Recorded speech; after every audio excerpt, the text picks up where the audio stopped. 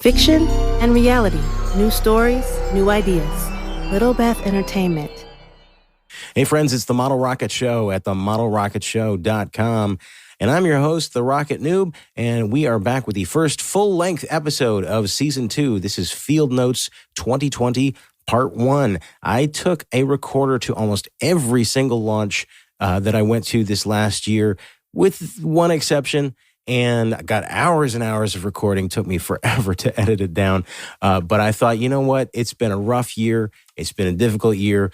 A lot of people weren't able to get out as much as they wanted to. And so I'm just going to take this recorder along with me. And we're going to have something nice to listen to, some rocket stuff to listen to in the middle of the cold, dark winter. That's the Model Rocket Show at TheRocketryShow.com, starting in 5, 4, 3, 2, 1, blast off! Welcome to the Model Rocket Show, a podcast that is all about low and mid-power model rockets, like the ones you buy at hobby stores and fly in a park.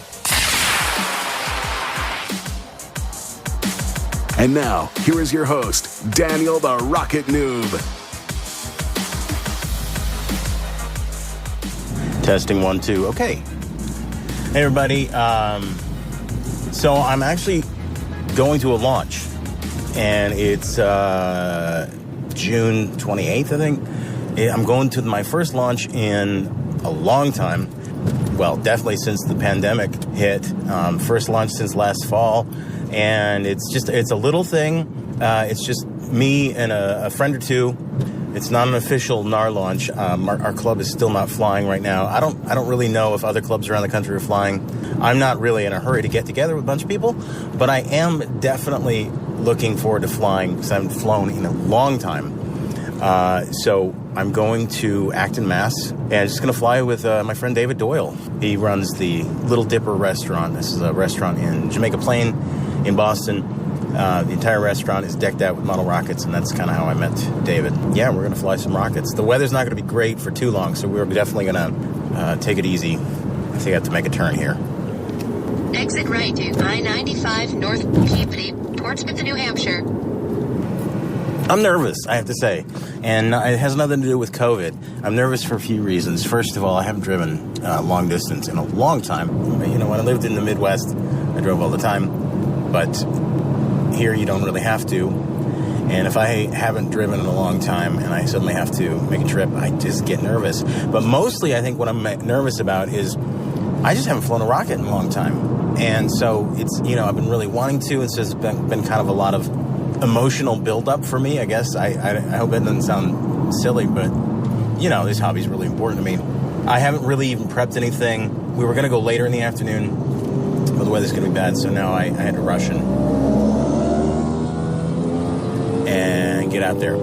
So I just threw some things in a box, just five, maybe six small, low-power rockets. I'm going to keep everything B or maybe C as far as motor's concerned, and try to keep everything low. The wind's not bad. The wind is, I think, topping out at 6 miles an hour, which is pretty good. And the skies, we're looking pretty clear. They're looking a little cloudy right now, but the clouds are pretty high up, and we'll probably get a good couple of hours before we have to quit.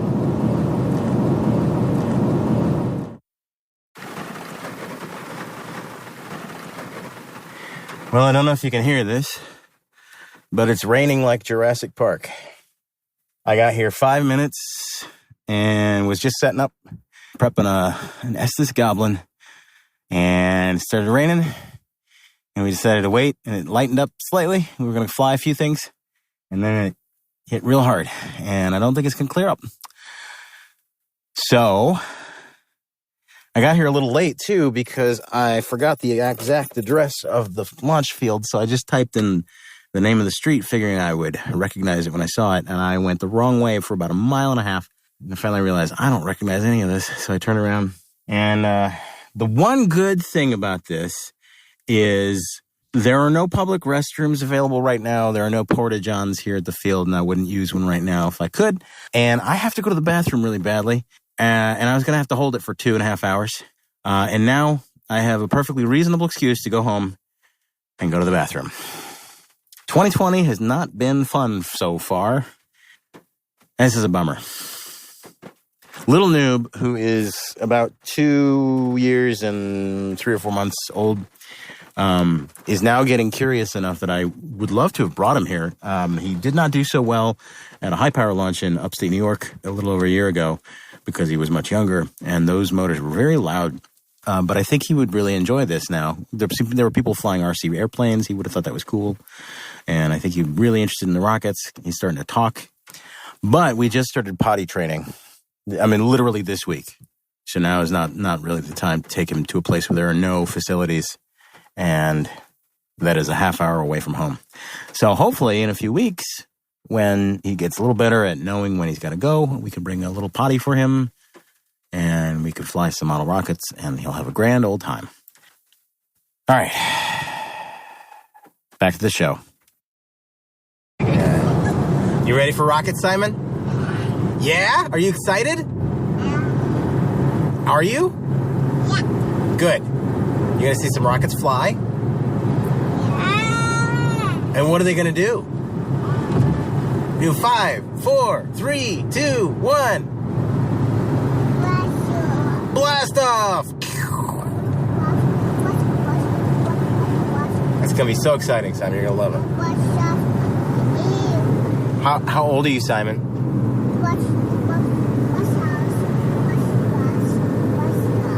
He's just saying blast off now. Hey, Simon, come here. You want to help me? Yeah, Come here.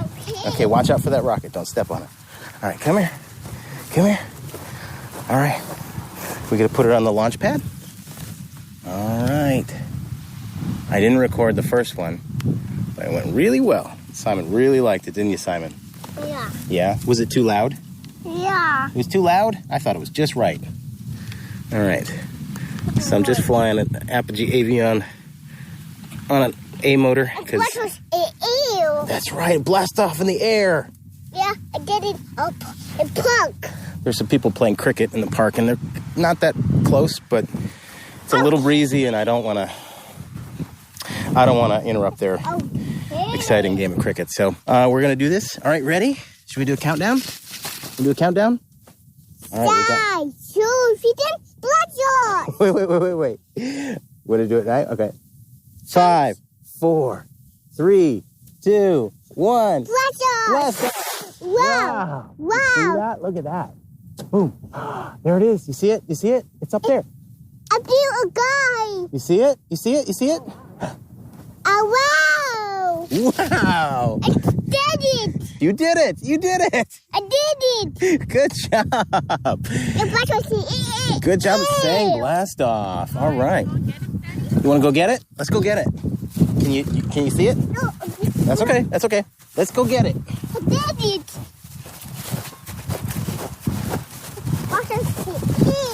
Blasted off into the air, didn't it? It's too loud. It was too loud. I thought it was perfect. Wow! Wow, look at it. Wow. Ooh, we had a little bit of damage. We had a we had a fin that kind of cracked, huh? Blast off! Well, that's what happens when you have streamer recovery.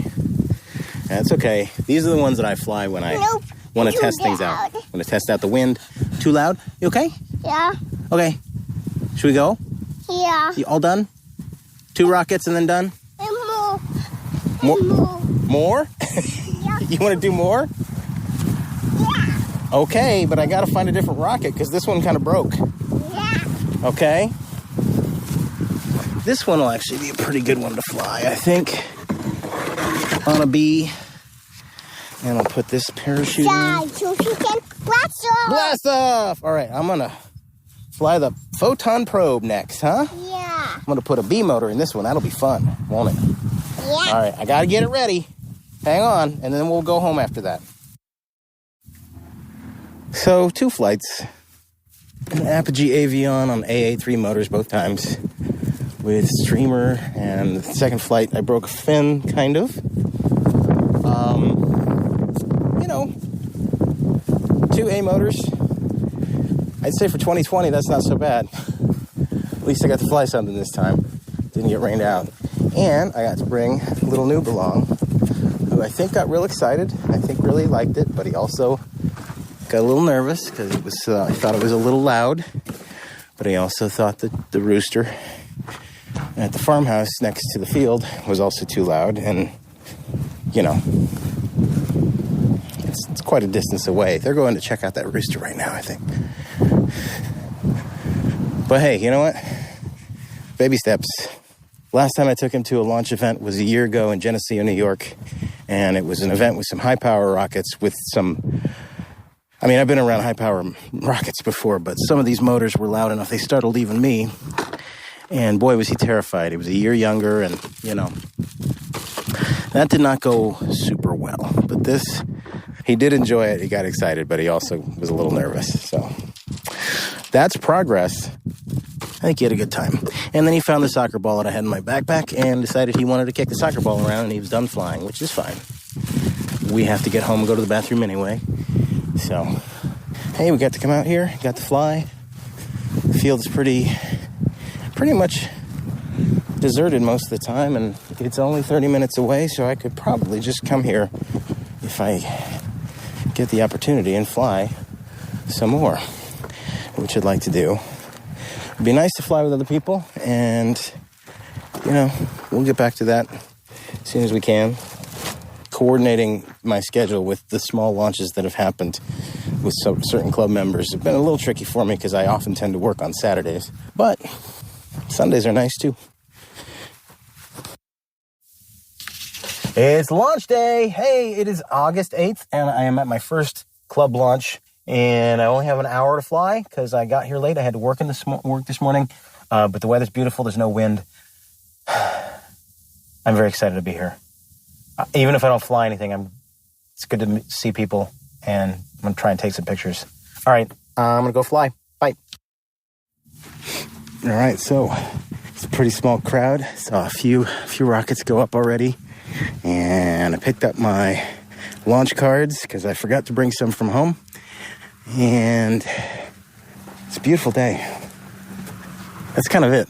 I don't have anything else to say. I'm going to see what I brought. I didn't really prepare much. I just threw some rockets in a box, and grabbed some motors and came down here and threw them in last night. I thought I'd sort it out today, knowing full well that when I go to a club launch, I don't actually fly that much.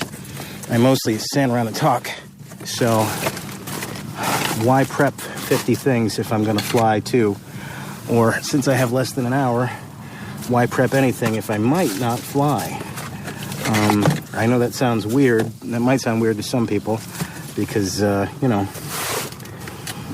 because it's a Rocketry club, and I'm doing this podcast. But, you know, for me, this is also kind of my social life. And the fact that I haven't seen any of these guys since last year, apart from on the occasional Zoom meeting, means that I'm kind of right now more interested in just seeing people than in flying. But I am going to prep something and fly at least one rocket. So I think I'm going to go with my old trusty Estes Cosmic Explorer, which lost a fin at Nye Power last year, and I glued it back on. And it's a little beat up, but it's a good flyer. So I'm going to prep that guy. I never should have paused this because you're missing Ken's hilarious jokes. So I'm prepping my Cosmic Explorer. This will be my first sea motor of the year. A few weeks ago, my wife and I brought our son here to this park to fly. And I didn't record because I really just wanted to enjoy myself, which is fine because he did a lot of crying. He just got a little scared. He liked it when they were in the air. The anticipation kind of freaked him out a little bit. So it was a little dramatic. I felt kind of bad. He was real excited before we came here, and then just got so nervous. So one thing I'm doing here is I'm trying out my camera, which I bought specifically thinking about Rocketry. Oh, got to get my flight card. I always forget something. Got an igniter, got my rocket, got my flight card. And haven't had the chance to practice with it, other than a couple of shots that I took with my friend David Doyle, and they didn't turn out great. I'm still not used to shooting with these things. We're going to see how they go. See if I can get some decent shots today. Of course, a lot of these are pretty small. This is our low power field, so it's a little harder, I think, to get good shots, at least for me. It's harder to get shots with small rockets because they go out of focus. And I'm not used to this. Pad 7, John Petrakis has his Estes Sahara flying on an Aerotech E20-4, altimeter 3, and he says it's got it turned on. It's got it turned on, he thinks. How about the shoot release? Okay. Pad 7 going up in 5, 4, 3, 2, 1, liftoff.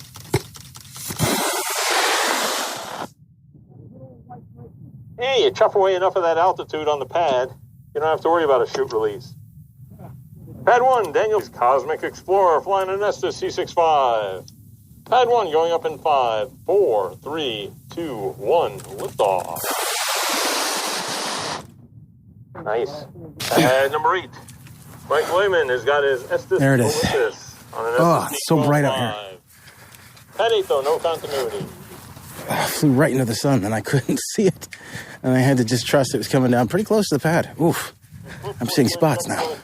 That was a nice flight. I think, mostly I saw it through the camera lens. The thing about shooting video and photographs of rocket launches is I often don't remember the flight itself. I just remember the video or the pictures. But that's okay. I need to try and take some good pictures. It's a skill I want to learn. And then I'll fly some and I'll shoot some. Good shape. It was a good flight, I think. I couldn't see it at apogee because it was... I had my hand blocking the sun, but it was so bright, I could hear my eardrums rumbling. That was fun.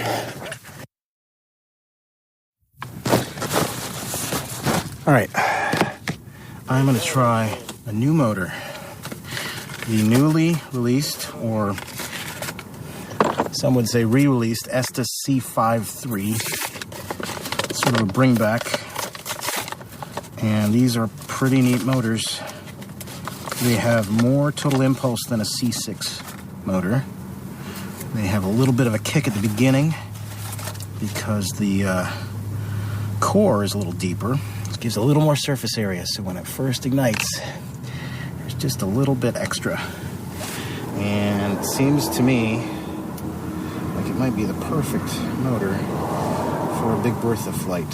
So if you've never flown with a club before, one of the things that you usually tend to do is fill out what's called a flight card. And it's got your name on it, it's got the model number, various pieces of information. It might have your NAR number, what kind of recovery you have, and the motor or engine you're using. So this is an Estes C5-3, things like that. And so that way the club's able to keep records and they can assign you to an appropriate launch pad and keep everything in order.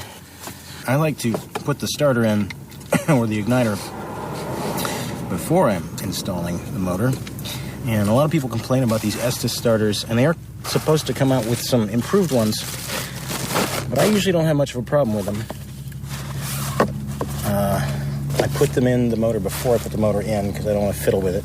The main thing is you don't want to pull the starter out of contact with the propellant. It's got to be in contact with the propellant or it's just not going to work. Because it doesn't have any pyrogen on the end, so it's not as forgiving as the old black-tipped ones. As long as you got it in contact and there's no short and the pieces of wire aren't touching each other, you should be good to go. All right, let's go set this up. I'm not going to shoot this one. I just want to watch this one. This face mask is better than sunscreen, but it is sure sweaty. Hey, how you doing? Yeah? See, you got your Syracuse pride showing here. Sweet orange. This used to be a white shirt. All right, fellas. I'm going to try one of these new C5 motors. Did you sign one of those? Did you read it? No, I didn't. Those things? Now, is your podcast getting any of the funding that... The Patreon stuff? I think so. Well, the Patreon funding is going to cover... The Rocketry. Yeah, the costs of... Well, we haven't decided yet whether we're going to set up a separate Patreon, so for right now, we're just putting both in. On the floor next to my desk. One work. Sorry? One. Excellent. So I believe the gist of that form was don't give COVID to people at the launch. Oh, there's a dragonfly on top of my launch pad. Hi. All right, Ooh, very pretty. little red tips on its wings. And I didn't bring my camera with me. Hey. Hey, buddy. There we go. Hey. You better move. You want to be there. All right, so I just turned in my flight card, and they assigned me to pad number 1, which has an 1/8-inch launch rod. These launch pads are made of stakes that stick in the ground. And there's a rod attached to the top of it with a blast deflector and some kind of standoff, which we have clothespins and we have used motor casings. Okay, they're a little awkward sometimes. I'll put this in my pocket and hope it doesn't ruin the sound.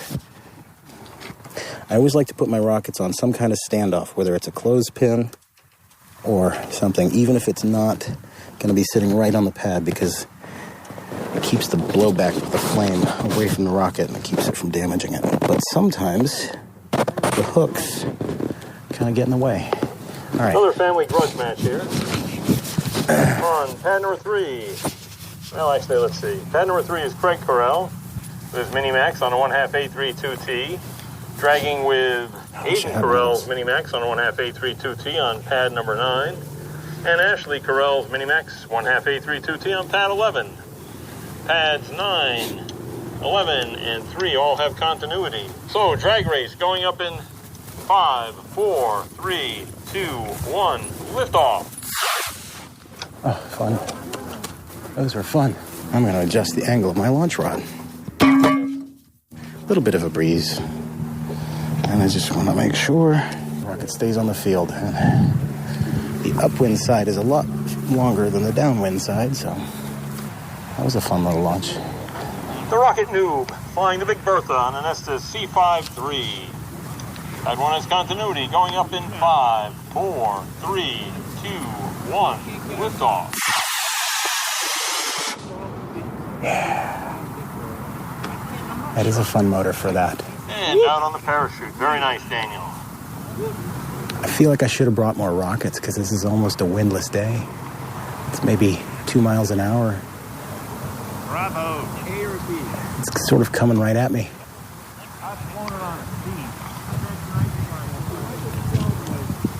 And it's 20 feet away from me.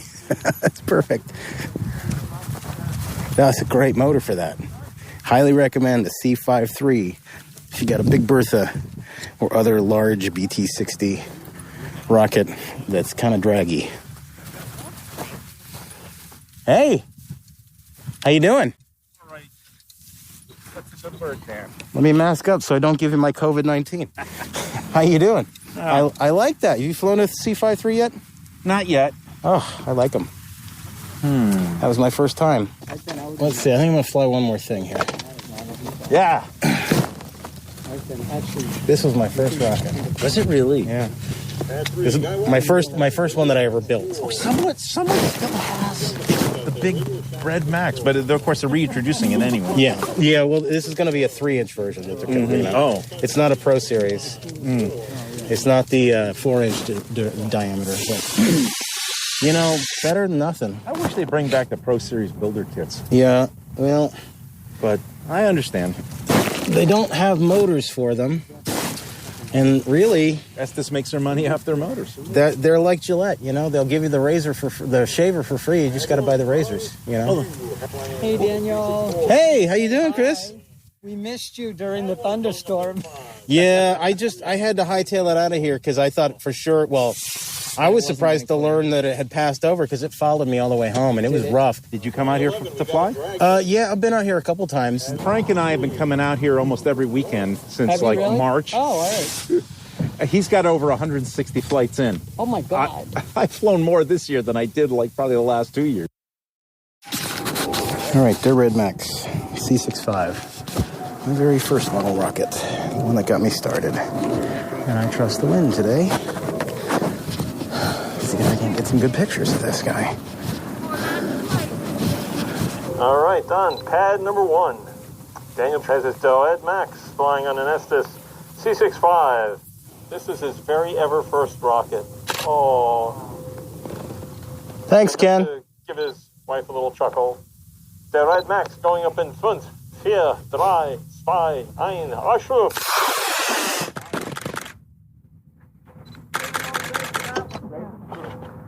I forgot.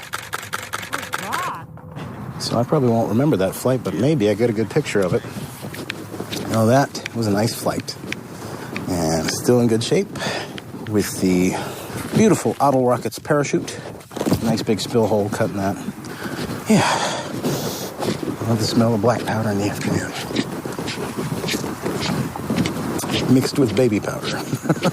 It's a very unique combination of smells.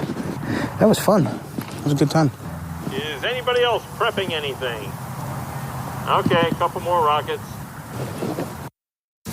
So I keep all my parachutes attached with fishing snap swivels, which is a pretty common practice. But I like that for several reasons. I can detach them and move them from rocket to rocket. If they get tangled, it's pretty easy to detangle them. It's pretty easy to change them, change sizes. 5, 4, 3, 2, 1, liftoff.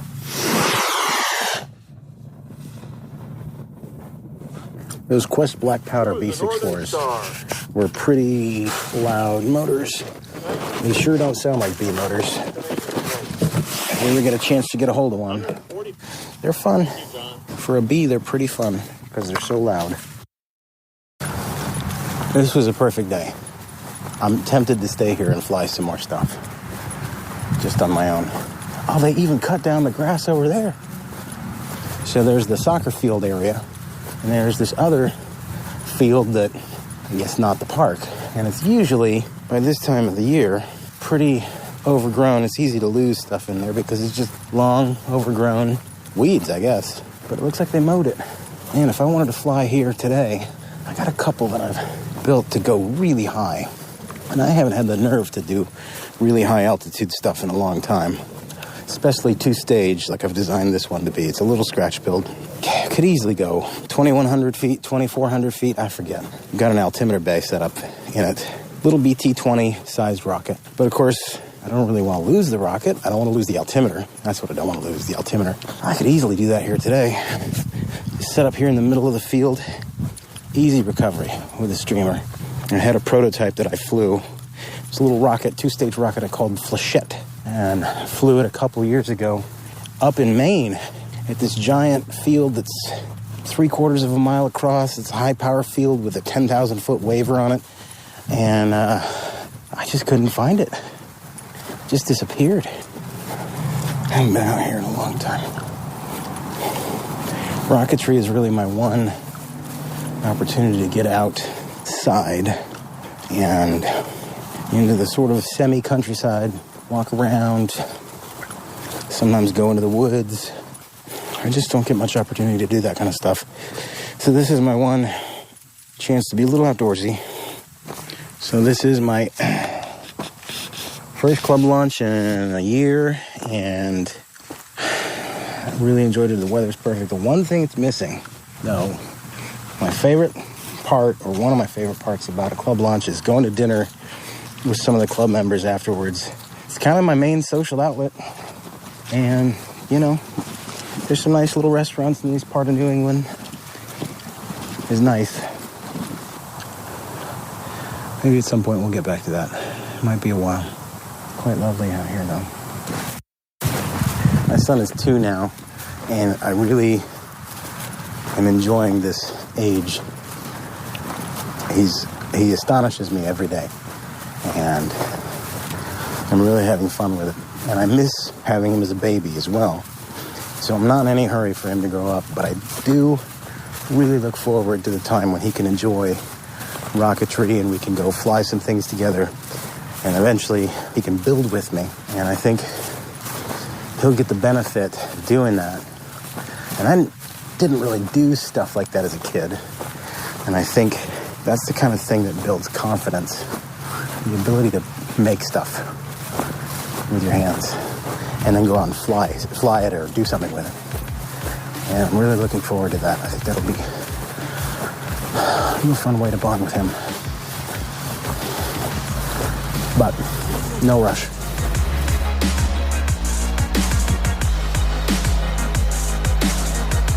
Hey, we're going to take a quick break, and we will be right back. All right, it's time to talk about our sponsor, eRockets.biz, your home for unique model rocket kits, as well as the world's largest selection of model rocket parts from Semrock. In business since 2009, eRockets doesn't just stock many of your favorite in-production kits. They also produce their own versions of popular out-of-production models many of you have come to enjoy over the years. There are also plenty of other new and reissue model rocket kits to choose from. eRockets.biz certainly has enough kits to keep you busy building rockets for a long time to come. And I want to talk about a line that they carry called Schrockets. These are by designer Schrocks. They've got 4 of them here at eRockets.biz, and they are all rocket plane style, sort of either sci-fi or military style looking rocket planes. They got the Ibis, the Sea Sting, the Johnny Star Commander, that's the more of the sci-fi, and one called the Skunk Wolf.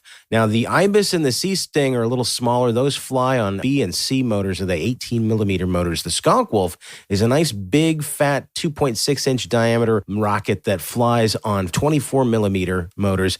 Can go anywhere with a D motor, a black powder D, up to 485 feet, roughly, if you got a small field. Or you could stick an F in there and get up to 1,600 feet on that. It is a pretty cool looking plane, and it was skill level 3 rocket, and that retails for $65.99 at eRockets.biz. You can get the Ibis and the Sea Sting for $36.99, and the Johnny Star Commander, which is another smaller model rocket, but it's a little more complicated build. That one is $39.99 at eRockets.biz. So check out eRockets.biz today to learn more.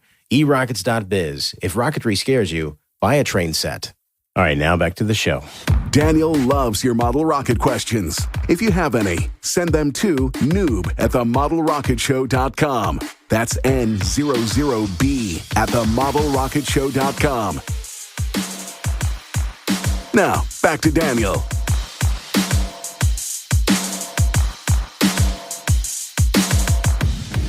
All right, Saturday, September 5th, I am on my way to a CMAS launch. Beautiful sky, no, not a single cloud in the sky. It's the mid-70s, low winds, and I can't wait. And I'm going to fly as much as I can, and I'm going to try and take pictures. I've got all my launches planned out for the next couple of months until the end of the season. I made sure, now that we're back flying again, to put in my requests at work. And come on, GPS. All right, well, first launch was my Estes Nike X, and it's a bit windier than I was anticipating, so I'm keeping this low, kept it low on a B6-4, and I think I'm going to continue with B motors for now. I was hoping to fly some C's and maybe D's, but I'm not going to risk it. I've got some of my very beautifully painted Semrock kits that I have never flown before, and I don't want to ding them up or lose them in a tree. It's a big field, pretty big field for small rockets, but I'm not going to risk it. So it's just blowing a bit. Band 5. Claude Mena has his Too Cool for School flying on an Estes C11-0 to another C11-0. No need to watch for the booster on this one. Pad 5. Oh, actually there is. Let's separate. Pad 5 going up in 5, 4, 3, 2, 1. Liftoff.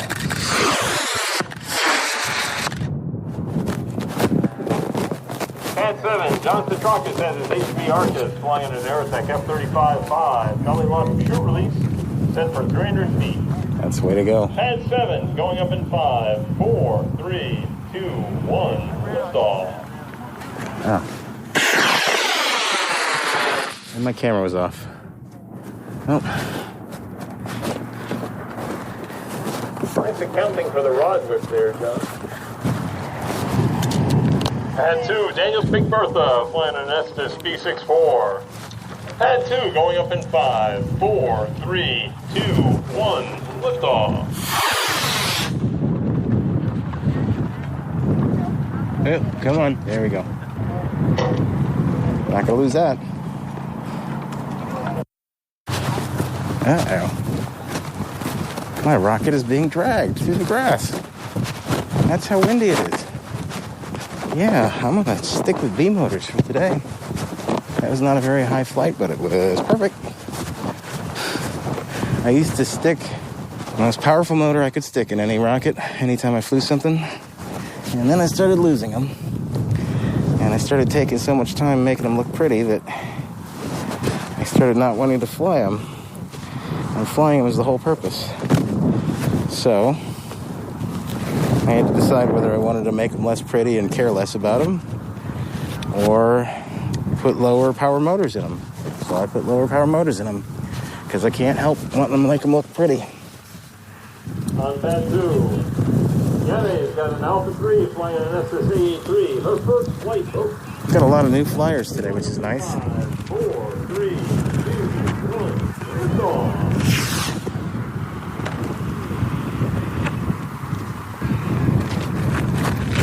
This parachute is getting away from me.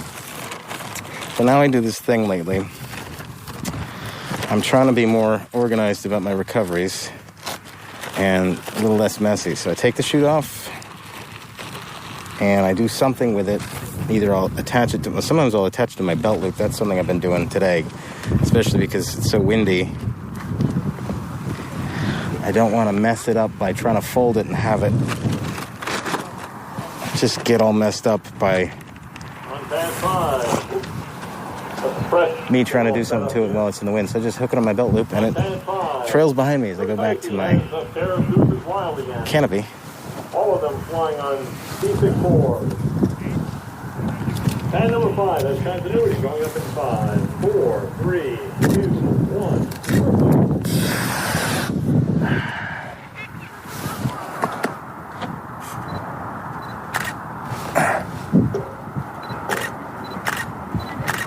And yes, the B64 engine is available in the bulk pack.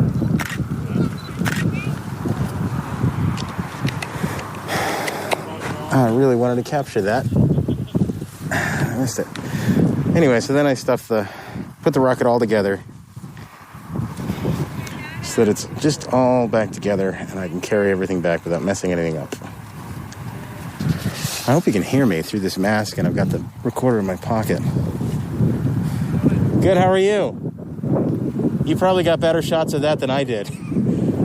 Caught me off guard. Huh? I'm having bad luck with photos today. I'm still kind of new at it, and I haven't quite got the hang of it. So the problem with a bunch of cameras is that you can get them all set up wrong. Yeah. Yeah, that's the problem. Yeah. Well, I can't even seem to get... I mean, I'm still trying to learn how to get the most out of this thing. You know, with just 1 or 2 lenses that I have. Those are some nice flights, though. Yeah, beautiful day. Huh? Yeah. Wish it were less windy. Yeah, I know. I got here late. That's always a story. I show up later than I mean to, and a windless day turns into a windy day. Call it the noob's curse, I guess. So this is, I think, our last launch of the year here at Acton, which is our low power field, our low and mid power field. And then we're going up to Amesbury in 2 weeks. And I like the Acton field because it's much closer to where I live, easier to get to, and there's just less pressure, you know. I like high power rockets, and I do have some larger rockets that I tend to only fly in bigger fields, but you know, it's not a bad sized field. It does make me a little nervous flying anything too crazy. And I like the Amesbury field. It was the first field I ever launched a club. I went to a club launch at Amesbury, and but it is a little further away, and you know, more of a trek. And I really like these launches, but you know, I may come here occasionally for the odd casual personal launch. We'll have to see about that. Are those pumpkins out there? Those look like pumpkins. All right, so the next one is one I'm nervous about because it is my very beautifully finished Simrock Cherokee D. So I'm going to keep it conservative on an Estes B64. I know I could take a D motor. That's the whole point of the Cherokee D. It was one of the first rockets that could handle the mighty D. But I often find that I go to launches with rockets that I'm really proud of, and I get too nervous to fly them, and it doesn't work. That's what the whole point is, to fly them. So I'm gonna fly this one. Pad 5, Okay. Craig Burrell, Astron Explorer, Estes B-12-3 on its first flight. Pad 5, going up in 5, 4, 3, 2, 1, liftoff.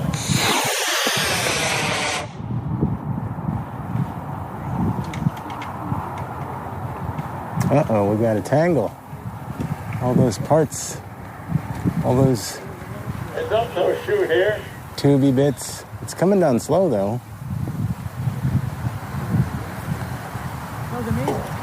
It's coming down sideways.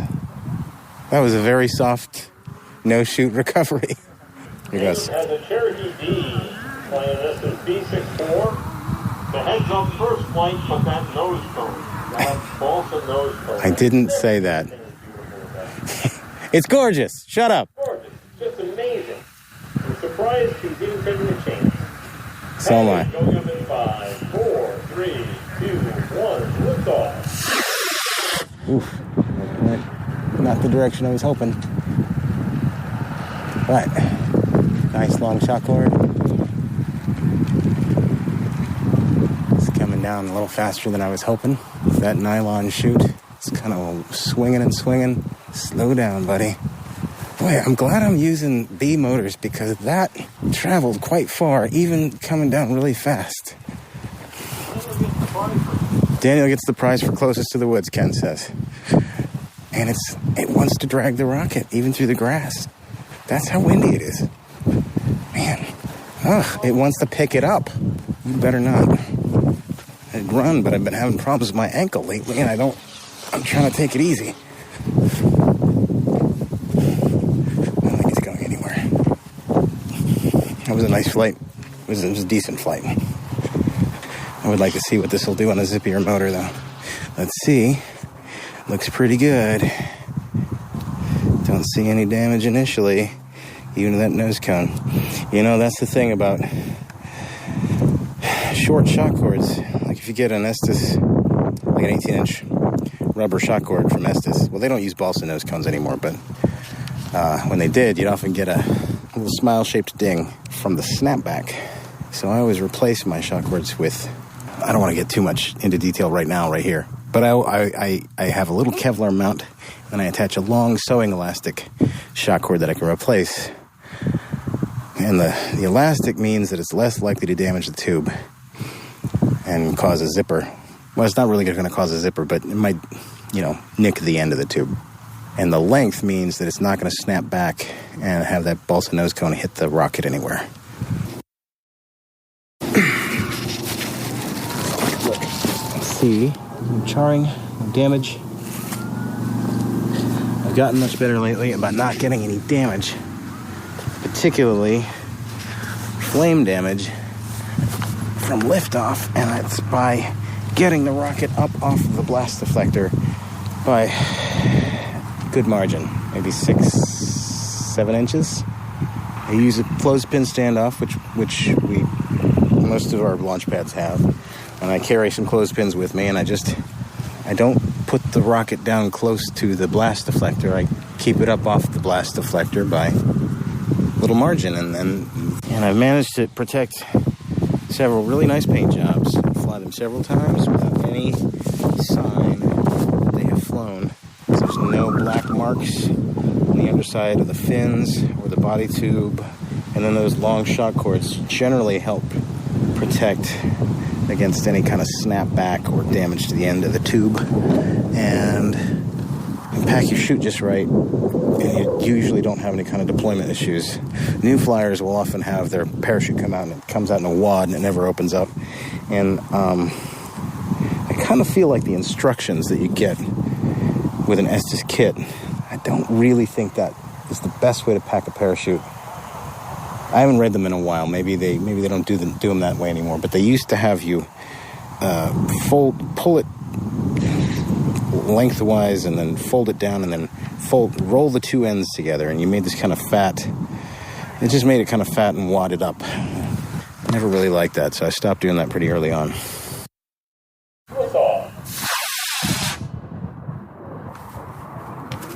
So I was lucky enough to get a hold of some Quest C65 black powder motors, which I'd never flown before, but I'd always liked the few times I've seen them fly, I liked them because they burn a little longer than an Estes motor.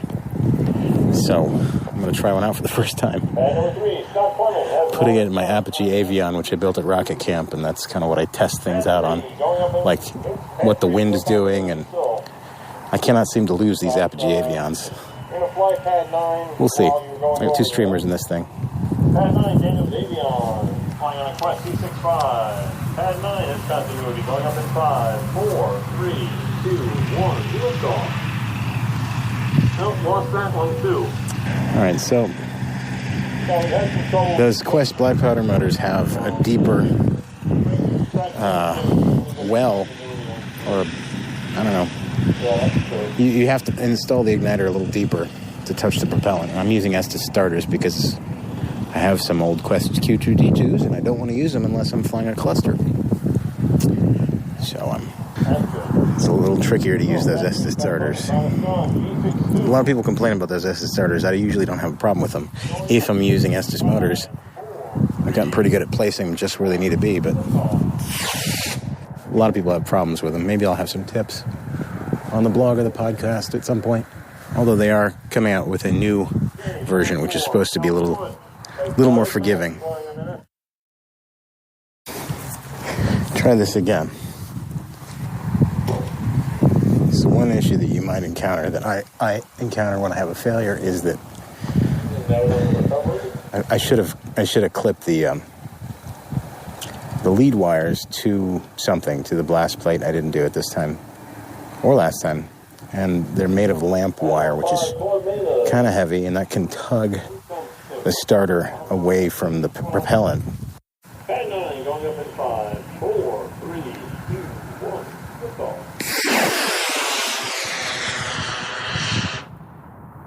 Yeah, that was a good burn. Can't see it, but I do have 2 streamers, one of which is a bright red Mylar, and I can see that. That went pretty high. Actually, it didn't look like it went that high. It looked like it kind of went far. Don't take your eyes off it, noob.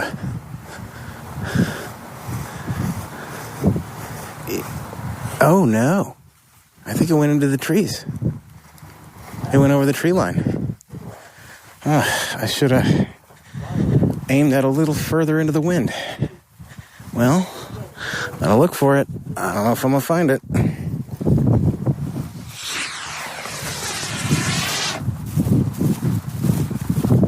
The other thing you shouldn't take your eyes off of is the place you're walking toward when you're going for a rocket you lost sight of, because I just did that and now I can't remember where it went.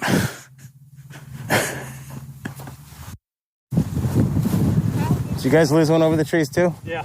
Yeah. Was that one, the sparkly one that just went up yours? Yeah. That was a beautiful flight. Yeah. The wrong direction. It was, I didn't think it was, I mean, I tried to launch it straight up, Yeah. and it kind of went this way. I wasn't expecting that. It's unusual because of the wind. Yeah. And I that was a Quest black powder motor, Yeah. which I got a hold of a few of them. I've never flown one before, but I like them because they burn longer, and I wanted to try it out. And that's one that I've never managed to lose. But I might have done this time because I took my eyes off of it. I saw the directionally where it went, but the problem is... Yeah. No idea how far. No, exactly. Yeah. So if I'm standing here, I'm like looking at that blue tarp on the ground. Between... It's about one tarp, if you sort of copy the tarp over to the left, it's about on that line. On that side? All right. On that line. That's funny because I thought it was over on this side. It's definitely on the left. On the left? All right, well, I'm going to take a look. But it looks pretty far, so... It's probably gone, which is okay. If you see an orange alpha while you're trekking back down... Okay, I'll take a look. I'll make sure to take a look. So these woods are not just wooded, they're also a big hill, which immediately upon entering the woods, you tend to go down this slope. That depends on where you're at, I think, because I haven't explored the whole thing. So, I do want to fly one more. I got 45 minutes to this launch. Boy, it is really hard to walk perfectly straight line. Especially if you look around at all. Okay, I'm at this blue tarp. I can't go through there. I'm gonna have to find a way down. Find a path. Here's a path, I think. Maybe it just goes a little... Ooh, that's not a... Nope, that's a ledge. That's a ledge. I think this rocket is gone. That's a large swampy area. A lot of very tall grass. And I don't... Let's... I guess we'll give it a little bit of a try to get down there and see what's going on. But I think it's so strange how you have no conception of how far it actually went. Like, I thought it was coming down before it hit the trees, and I actually think it went down way over the tree line, but no idea how far. And did it get snagged in a branch? I mean, it was a streamer recovery, so, you know, it could have slipped through. Did it hit a tree at all? I mean, there are some open areas here, but the fact is, I found rockets that were a lot farther than I thought they had flown. And then I found rockets walking on my way back from having given up that were a lot closer than they looked like they landed. And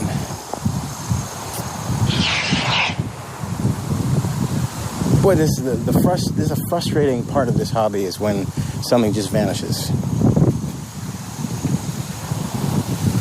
I love flying. I don't love hunting for lost rockets. Especially if I just really have no idea. And right now, I'm so far off track. I've gone... So that guy gave me an eye line to walk, and I couldn't get down there. So I've come over to this trail that descends down to the area below the drop-off that I walked straight toward. And that was a good probably 50, 60 feet to the right of where... Actually, I don't know.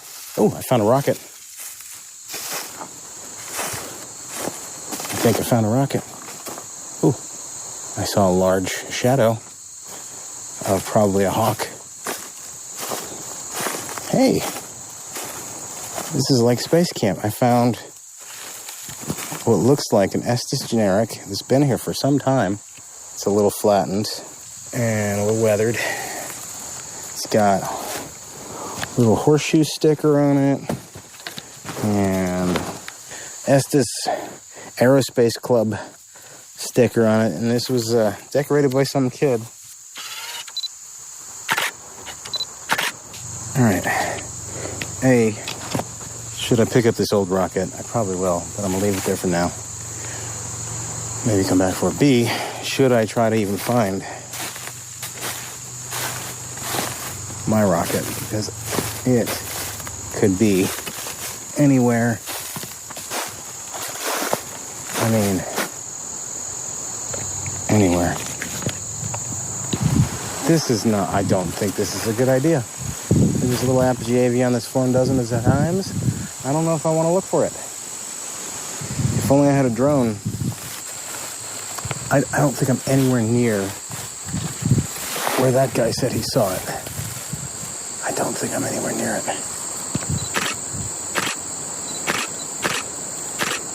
I'm getting some interesting shots of bees. That's kind of fun. No, I'm not going any further. I'm not going any further. It's cool. You lose some every now and then.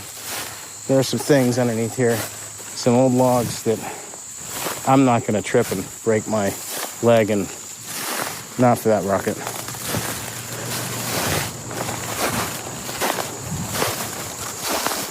All right, where did that little rocket go? There it is. All right.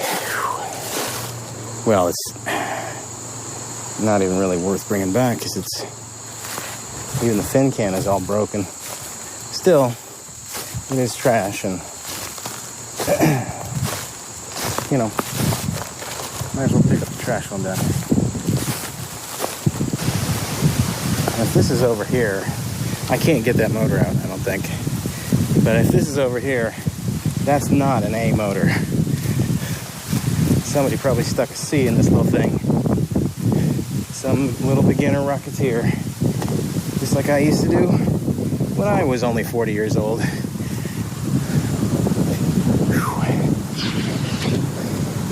Back on the high ground.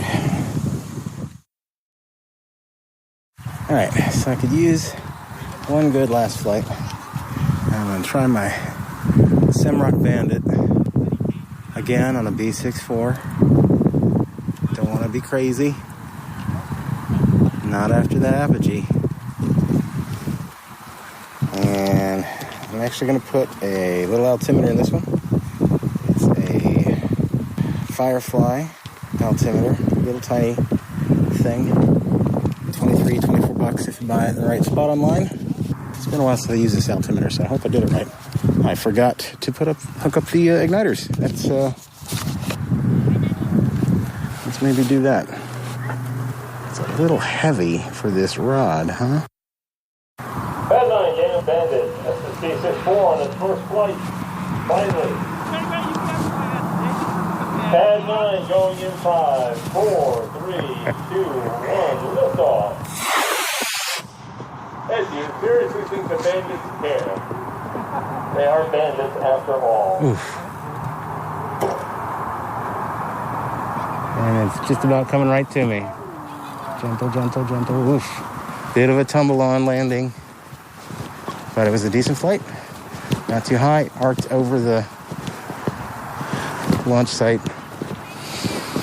A little bit more than I was intending it to, but hey, it looks pretty good. It's pretty good. A little bit of nicking on the fins, a little bit of charring. I didn't have this one quite as far off the launch pad. Still, looks good. Decent flight. I'd rather see it fly on a C motor. I should have built the motor mount up so it would fly on a D, but I didn't do that. I just built it stock. So it's nice though. Nice rocket. Very pretty. All right, let's check the altimeter. See if it recorded. I haven't read the instructions for this altimeter in some time, and I hope I remembered how to do it correctly. 127 feet? Maybe. Oh, so. All right, I'm going to turn it back on. 127 feet, I think. Probably. Didn't go that high. Did not go that high. All right, well, it was either a very low flight or my static quarters are too small, or I'm not doing this correctly. But it was probably just a really low flight. 127 feet. That's what I'm going to call it. Well, when you build heavy, don't expect a high flight. 127 is pretty low, though. That's enough flying for today. What was that, 5? One lost.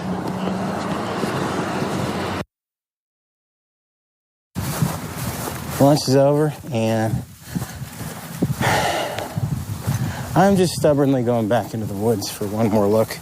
I'm gonna try a different spot.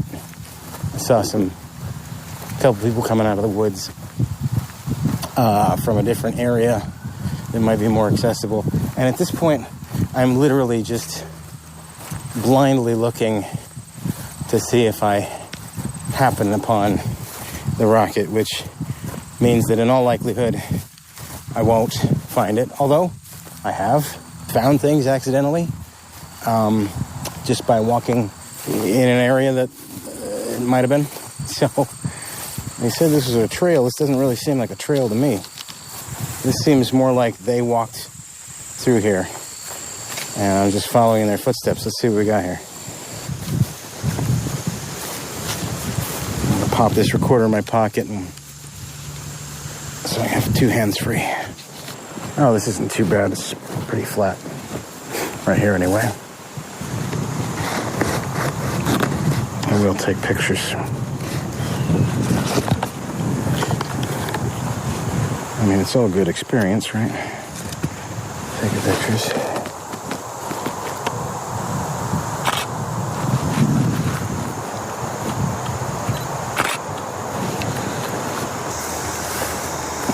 Oh, this isn't so bad. I mean, it's a lot of deep grass. No way for me to know how far the rocket went or in what direction. I'm just guessing at this point. Although I think I'm a little closer to the area that earlier person had pointed me to than I was before. I mean, what is under here? I don't even know what the ground is made of. Is it dirt? Is it old grass? What?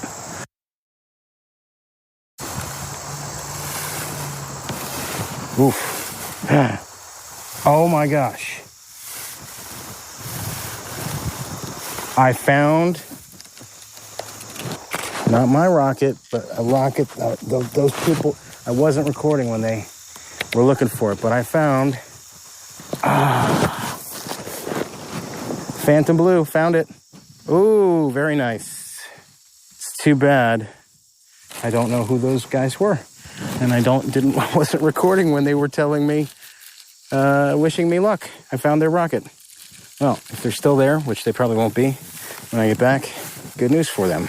And if I can get a hold of them and get them a rocket back, I can do that. A lot of lily pads. I don't see a red mylar streamer anywhere. They must not have come in here that far or strayed that far from the path, though, because it wasn't that far out of the way. And the chute was sitting right on top of the tall grass, which is what you're always hoping for. I'll try and pack this back together. Come on, get in there. Oh, these little shot cords in a BT-50. It was pretty here. All right, so I got a rocket. Not mine. I found someone's rocket, and it's still in one piece because it was just lost. Look, even if I could see it in the water, it would at least, like if it were under the water, at least I would know where it was, right? The frustrating thing is sometimes you just never know when to give up, and you just sort of have to let things go.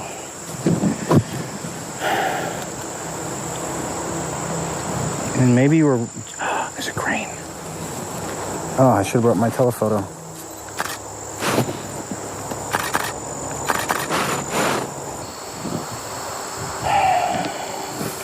You know what? I recovered someone else's rocket.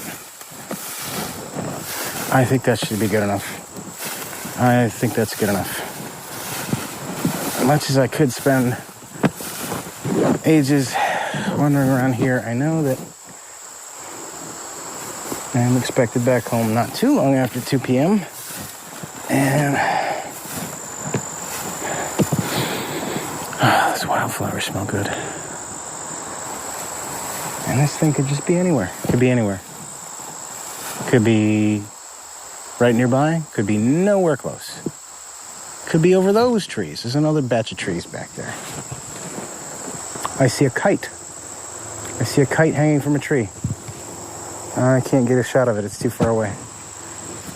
And I'm getting hungry. Part of me just wants to keep looking. Because, you know, why would you leave something behind if you didn't have to? And it's always exciting to find it. I mean, I was excited to find this thing, this Phantom Blue rocket.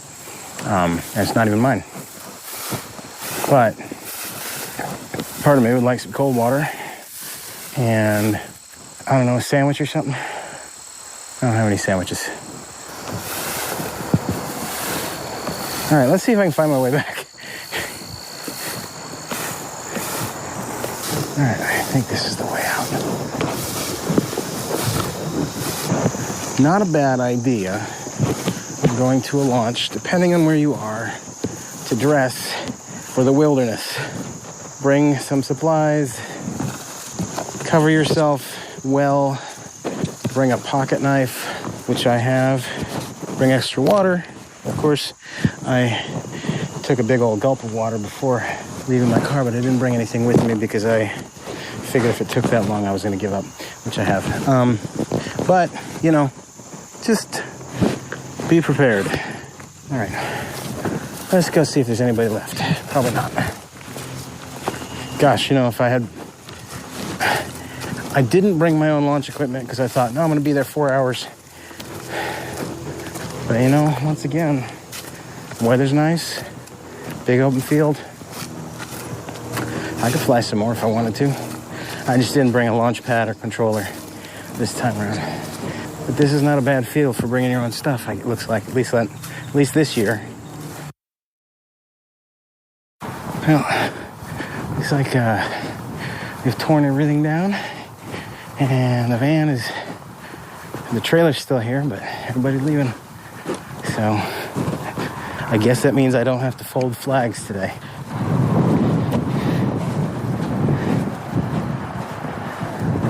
Did you guys lose this? Oh, we did. Yes, thank you. It was, I went down there and it was like, if you'd veered off to your right, it was like, suddenly it was just the parachute was just sitting on top of the tall grass.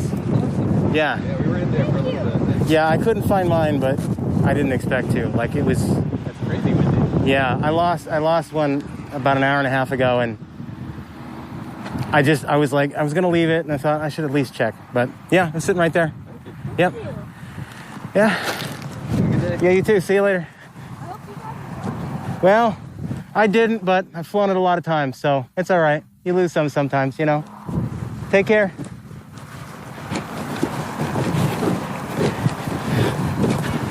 All right, well, I'm glad they were still there.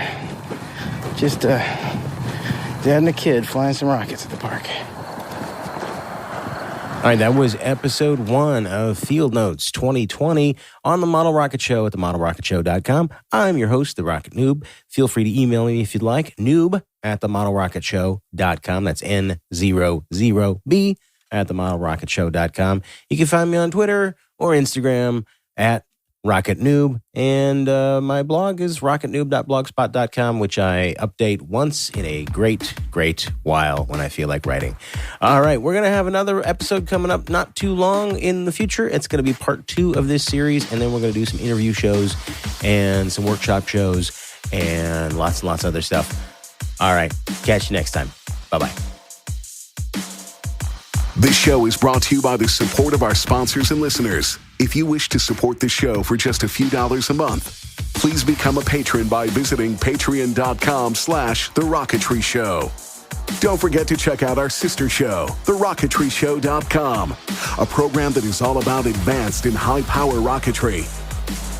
The views and opinions expressed on these programs are those of the participants and do not necessarily reflect those of Little Beth Entertainment or its sponsors. Ready? All right. 5, 4, 3, 2, 1, blast off! Oh, Daddy, push the button.